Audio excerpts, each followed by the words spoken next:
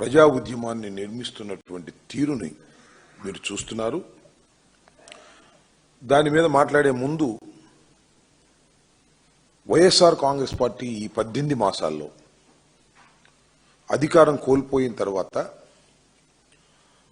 ప్రజల యొక్క ప్రయోజనాలను పరిరక్షించడమే ధ్యేయంగా వైఎస్ఆర్ కాంగ్రెస్ పార్టీ అనేకమైన ఉద్యమాలను పోరాటాలను చేస్తున్నది. ఈ 18 మాసాల్లో కూటమి ప్రభుత్వం అధికారంలోకి వచ్చిన తర్వాత హామీలు నిలబెట్టుకోకుండా పారిపోవటం కానివ్వండి, రైతులకు గిట్టుబాటు ధర లేకోకుండా చేసినటువంటి సందర్భంలో కానివ్వండి, ఫీజు రియంబర్స్మెంట్ విధానంలో కానివ్వండి, రెడ్ బుక్ రాజ్యాంగాన్ని అమలు చేసి ప్రజల్ని సోషల్ మీడియా వర్కర్స్ని వేధించిన సందర్భంలో కానివ్వండి, రాజ్యాంగం ప్రసాదించిన హక్కులను కాలరాచేటటువంటి సందర్భంలోనూ ఎన్ని సందర్భాల్లోనూ వైఎస్ఆర్ కాంగ్రెస్ పార్టీ గలమెత్తి అనేక ప్రజా ఉద్యమాలను నిర్మించి ప్రజల్ని చైతన్యవంతం చేసేటటువంటి కార్యక్రమంలో ముందుకు వెళుతున్న సంగతి నేను మీకు ప్రత్యేకంగా చెప్పవలసిన అవసరం లేదు.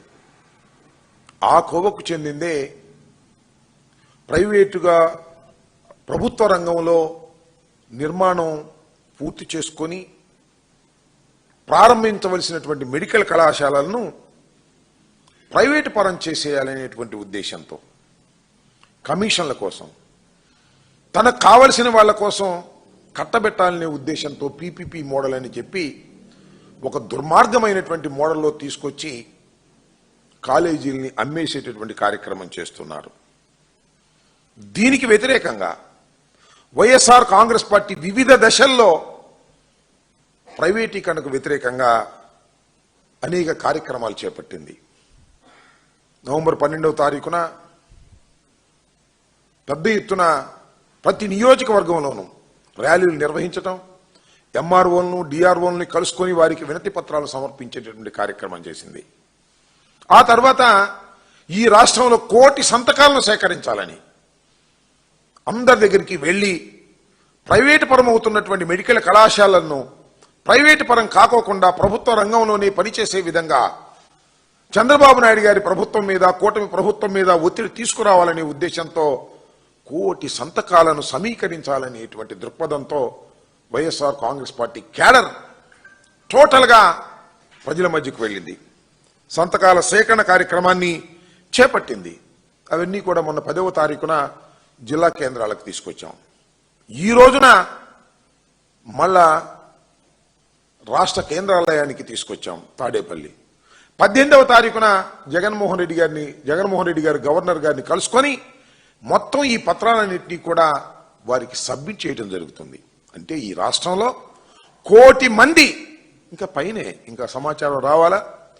ఇవాళ మీరు చూశారు, ప్రతి జిల్లాలోనూ భారీ స్థాయిలో మేము సేకరించినటువంటి సంతక పత్రాలను ప్రదర్శిస్తూ ర్యాలీగా వెళ్లి అనేకమైన ప్రదర్శనలు ప్రతి జిల్లా హెడ్ క్వార్టర్లోనూ భారీ స్థాయిలో ప్రదర్శన చేయడం జరిగింది. స్పందన అద్భుతంగా ఉంది.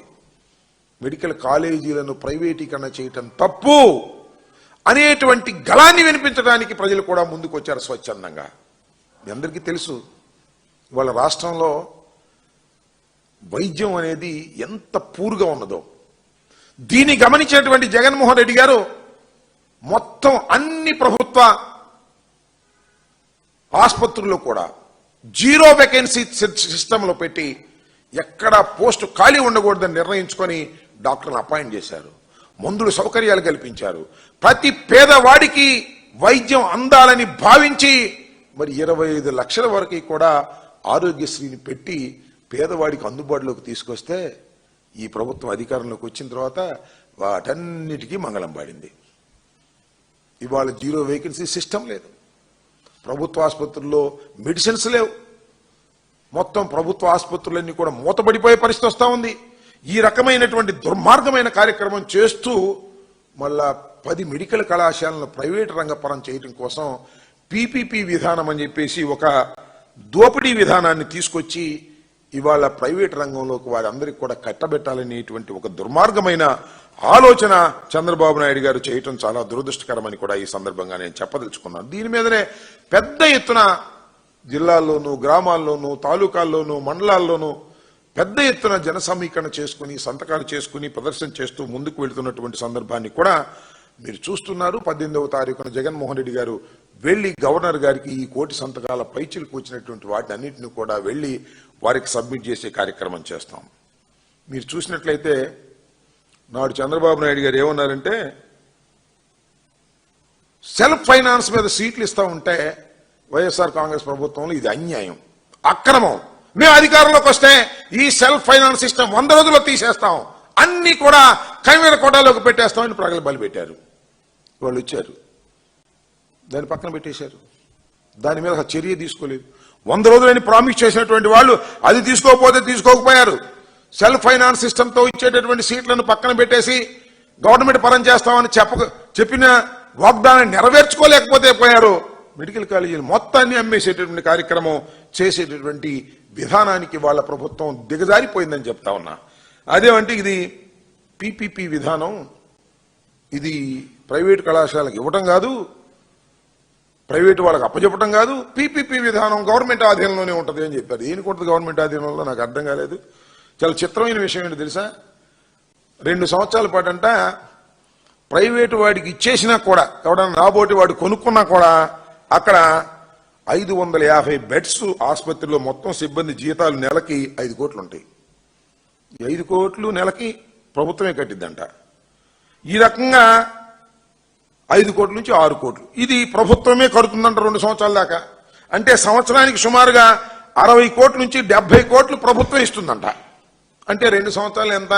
సుమారుగా 140 కోట్ల రూపాయలు మళ్ళా వారికి వెచ్చిస్తా ఉంటారు. అంటే ఇది ఒక బొనంజా ఇచ్చేటటువంటి కార్యక్రమం. ఎవరైనా ప్రైవేట్ కళాశాలలో కొనుక్కున్న వాడికి 2 సంవత్సరాల పాటు 140 కోట్ల రూపాయలు ఇది ఈ 4టికి కూడా ఇచ్చేటటువంటి కార్యక్రమం చేస్తుందంటే ఇది పెద్ద స్కామ్ కదా అని అడుగుతా ఉన్నా. ఆ విధంగా స్కామ్ చేసుకుని దానిలో కిక్ బ్యాక్స్ తీసుకొని దాని నుంచి లబ్ధి పొందాలనేటువంటి ఉద్దేశం. ఇదంతా దేనికి చేస్తున్నారు? పేదవాడి వైద్యాన్ని తాకట్టు పెట్టి పేదవాడికి ఉచితంగా వైద్యం అందుకోకుండా ఉండే విధంగా చేస్తున్నారు. పేద విద్యార్థులు చదువుకోవడానికి కూడా ఇవాళ దుర్మార్గమైన పరిస్థితికి నెట్టబడేటటువంటి కార్యక్రమం ఇవాళ పీపీపీ విధానం అని చెప్పి చేసేటటువంటి పద్ధతుల్లో చేస్తూ ఉన్నారు. అదే అంతేకాకుండా 50 ఎకరాలు ఉంటుంది మెడికల్ కళాశాలకి. ఇవాళ మనం ప్రారంభిస్తున్న వాటికి సంవత్సరానికి 100 రూపాయలు లీజ్ అంట. ఏమిటి అన్యాయం నాకు అర్థం కాల. ప్రైవేట్కి దోచిపెట్టేటటువంటి కార్యక్రమం. అది కూడా 33 సంవత్సరాలు లీజ్ అంట. ఆ తర్వాత కూడా పొడిగించుకోవచ్చు అంట. ఈ 33 సంవత్సరాల తర్వాత ఇంకా పొడిగించుకోక ఏం చేస్తారు? ఆ తర్వాత ఏం జరిగింది ఎవరికి తెలియదు, ఏ ప్రభుత్వం వస్తుందో తెలియదు. 33 సంవత్సరాల తరువాత దీన్ని మళ్ళా లీజును పొడిగించవచ్చునని ఒక క్లాజ్ పెట్టి ఈ విధంగా రాష్ట్రంలో ఉన్నటువంటి పబ్లిక్ మనీని, ప్రభుత్వ కళాశాలల్ని ప్రైవేటు వారికి దారాదత్తం చేసి దోచుకోవాలనేటువంటి ఒక నీచమైన, నికృష్టమైన, పేద ప్రజలకు వ్యతిరేకమైన విధానాన్ని ఇవాళ చంద్రబాబు నాయుడు గారు తీసుకొస్తున్నారు. చాలా దురదృష్టకరమైనటువంటి పద్ధతులు కూడా చెప్పదలుచుకున్నాం. అంతేకాదు 5 ఏళ్ల పాటు వ్యయం చేస్తే 100 కోట్ల రూపాయలు, 1000 కోట్ల రూపాయలు 5 ఏళ్ల పాటు వ్యయం చేస్తే ఈ మొత్తం కూడా బ్రహ్మాండంగా మార్గంలోకి వచ్చేటువంటి అవకాశం ఉన్న ఈ మెడికల్ కళాశాలని వీటన్నిటిని కూడా అమ్మేసేటటువంటి కార్యక్రమం చేస్తున్నారు. ముఖ్యంగా దీని మీద ఉద్యమం చేసేటప్పుడు అనేక దశల్లో మేము చేస్తూ వచ్చాం. ప్రతి సందర్భంలోనూ పోలీసులు రెచ్చగొట్టారు, మా మీద ఎగదోశారు, కేసులు పెడతా ఉంటారు, మేము లోపలేస్తా ఉంటారు, ఊరేగింపులు సాక్కోకుండా, ప్రదర్శన సాక్కోకుండా అడ్డుకునేటువంటి ప్రయత్నం చేశారు. ఇవాళ కూడా అంతే. ఫోన్లు చేసి మీరు వెళ్ళడానికి వీల్లేదన్నారు. చాలా మంది ఫోన్లు చేసి బెదిరించే కార్యక్రమం చేశారు. కానీ అద్భుతమైన రెస్పాన్స్ వచ్చిన తర్వాత వేల సంఖ్యలో ప్రజలు జిల్లా కేంద్రాల్లో నడుస్తుంటే అప్పుడు కాస్త తగ్గారు. అంతకుముందు కేసులు కూడా పెట్టారు. ఈ విధంగా పోలీసుల చేత అణచాలనేటువంటి కార్యక్రమం చేస్తున్నటువంటి దుర్మార్గమైన ప్రభుత్వం ఇది. ఈ ప్రభుత్వం చేస్తున్నటువంటి అప్రజాస్వామికమైన విధానాలను ప్రజలు గమనించాలి. మరి ముఖ్యంగా ప్రజాస్వామ్యవాదులు, మేధావులు, పేద ప్రజానీకం దీన్ని గమనించాలని కూడా ఈ సందర్భంగా నేను మనవి చేస్తున్నా. అంతేకాదు పార్లమెంటరీ స్థాయి సంఘం ఒక నివేదిక ఇస్తే ఎల్లో మీడియా ఉంది కదా, మొత్తం చంద్రబాబు నాయుడు గారిని కింద నుంచి పైదాకా మోస్తా ఉన్నారు. చంద్రబాబు నాయుడు తప్పు చేసినా కూడా అది రాయరు. చంద్రబాబు మేము ఏదైనా మాట్లాడితే దాన్ని వక్రీకరించి రాస్తారు. అంతేకాదు ఏదైనా ప్రైవేట్ ఏజెన్సీలు కానీ ప్రభుత్వ ఏజెన్సీలు కానీ ఏమైనా రిపోర్ట్స్ ఇస్తే దాన్ని కూడా వక్రీకరించి రాసేటువంటి మార్గం చేస్తా ఉన్నారు. ఇవాళ పార్లమెంటరీ స్థాయి సంఘం ఒక రిపోర్ట్ ఇస్తే అది పీపీపీ విధానంతో మెడికల్ కళాశాలలను ఇచ్చేయమని రిపోర్ట్ ఇచ్చిందని ఒక తప్పుడు రాతలు రాసేటటువంటి కార్యక్రమం, వక్రీకరించి రాసేటటువంటి కార్యక్రమం చేస్తా ఉన్నారు. నిజానికి పార్లమెంటరీ స్థాయి సంఘం దేశంలో ప్రభుత్వ ఆధ్వర్యంలో కొత్త వైద్య కళాశాలల ఆవశ్యకతని బలంగా చెప్పింది. ఇవాళ దేశంలో పెరుగుతున్నటువంటి జనాభాకు సంబంధించి కానీ, అనారోగ్యానికి గురవుతున్న జనాభాకు సంబంధించి కానీ, పేద ప్రజలను ఆదుకోవాలంటే ఖచ్చితంగా ప్రభుత్వ రంగంలో వైద్య కళాశాలలు మరిన్ని రావాలి అని దానిలో చాలా స్పష్టంగా చెప్పేటటువంటి కార్యక్రమం చేసింది. అంతేకాదు వచ్చే 5 ఏళ్లలో 75,000 మెడికల్ సీట్లు పెరిగితే తప్ప విద్యార్థులకు కుదరదు, లేకపోతే వాళ్ళు వలసపోయే ప్రమాదం ఉంది. ఇతర దేశాలకు వెళ్ళి చదువుకున్నారు, కొన్ని చోట్ల రష్యా పోతున్నారు, కొన్ని చోట్ల మరొక దేశం పోతున్నారు. అక్కడ లాంగ్వేజ్ రాకపోయినా ఆ లాంగ్వేజ్ నేర్చుకొని రాసి పరీక్షలకు వెళ్ళేటటువంటి కార్యక్రమం చేస్తున్నారు. కాబట్టి మన దేశంలో చదువుకోవాలంటే వైద్య కళాశాలలు పెరగాలి, సీట్లు పెరగాలి అని ప్రభుత్వ రంగంలో చెప్తా ఉంటే వీళ్ళు మాత్రం అమ్మేసుకోమన్నట్టుగా చెప్పేటటువంటి కార్యక్రమం చేస్తున్నారు. అందువల్ల ఇవాళ జరుగుతున్నటువంటి ఈ విధానాన్ని పూర్తిగా వ్యతిరేకిస్తూ వైఎస్ఆర్ కాంగ్రెస్ పార్టీ చేపట్టినటువంటి అనేకమైన విషయాలు మీ దృష్టికి తీసుకురావడం జరిగింది.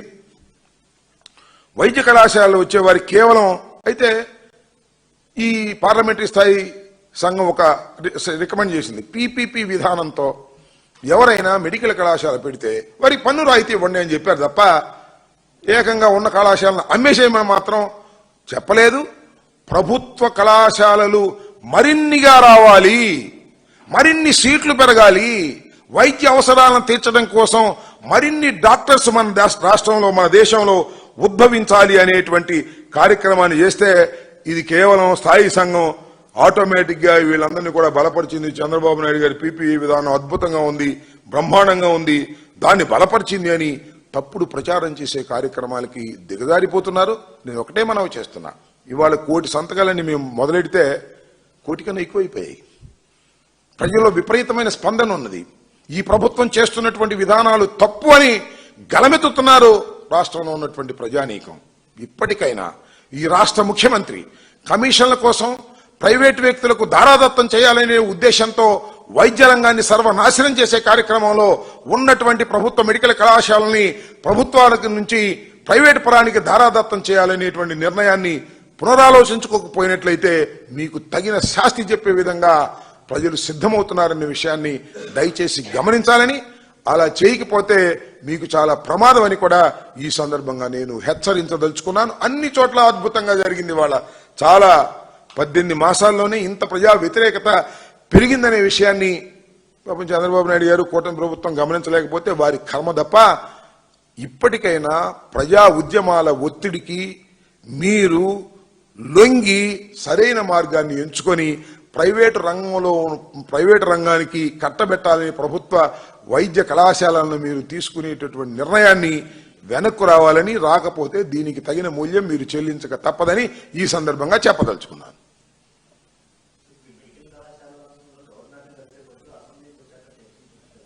ఏంటండి అంటే అసెంబ్లీకి తీసుకొచ్చి 1,000 సంతకాలు ఇవ్వాలా? Is a government, governor is a government head, ఆయనకి సబ్మిట్ చేస్తున్నాం. అసెంబ్లీకి వచ్చిన ఏదైతే మేము రావట్లేదో దానికి వస్తే బాగుండగంటే నువ్వు పునరాలోచించుకోవాల్సిన సమయం వచ్చింది. ఆలోచించుకుంటే మంచిది, ఆలోచించుకోకపోతే చైతన్యవంతమైన ప్రజలు ఖచ్చితంగా నీ గుణపాఠం చెప్తారనే విషయాన్ని మాత్రం చాలా స్పష్టంగా చెప్పదలుచుకున్నాను. అది మీ కర్మైక. ఇంత ప్రజా వ్యతిరేకత వచ్చినా కూడా మీ నిర్ణయాలు మార్చుకోము, మేము మా నిర్ణయాన్ని కట్టుబడి ఉంటాము, మేము తప్పే చేస్తామంటే చేసుకోమనండి, మాకేం అభ్యంతరం లేదు. కానీ ప్రజాస్వామ్యంలో ప్రజల్లో వస్తున్న అసంతృప్తిని గమనించలేకపోతే ఇబ్బంది పడతారు. ఇది చరిత్ర చెప్పిన సత్యం అని చెప్పదలుచుకున్నాను. ఓకే.